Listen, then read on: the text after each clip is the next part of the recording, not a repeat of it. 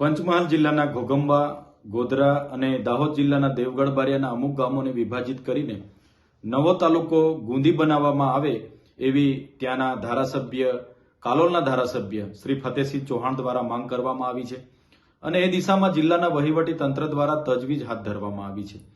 ત્યારે જે 48 ગામો ઘોગંબાના સમાવેશ કરવાની વાત એમણે કરી છે, એ ગામોના લોકોએ પોતાનો વિરોધ નોંધાવ્યો છે.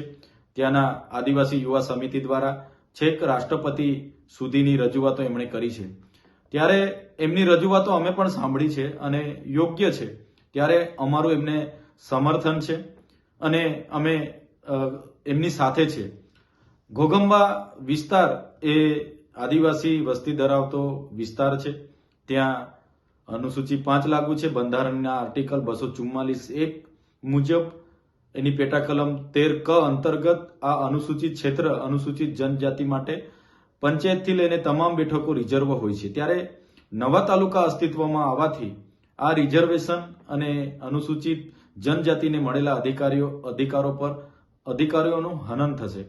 ત્યારે અમે સરકારશ્રીને કહેવા માંગીએ છીએ, જે પણ જિલ્લાઓ ભૂતકાળમાં અસ્તિત્વમાં આવ્યા છે, જે પણ તાલુકાઓ અસ્તિત્વમાં આવ્યા છે, ત્યાં આજે કલેક્ટર, એસપી, ડીડીઓ, ડીસીએ, પ્રાયોજના, પ્રાંત, મામલતદાર, ટીડીઓ એવી જગ્યાઓ તો ભરી દેવામાં આવી છે.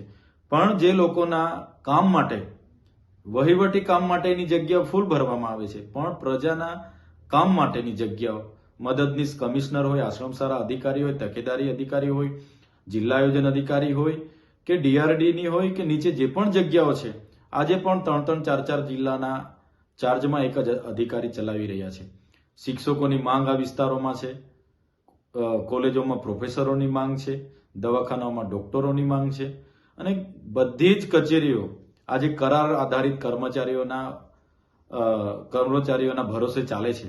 ત્યારે એની પહેલા ભરતી કરવામાં આવે, તમામ જગ્યાઓ ભરવામાં આવે એવી અમે સરકારને માંગ કરીએ છીએ.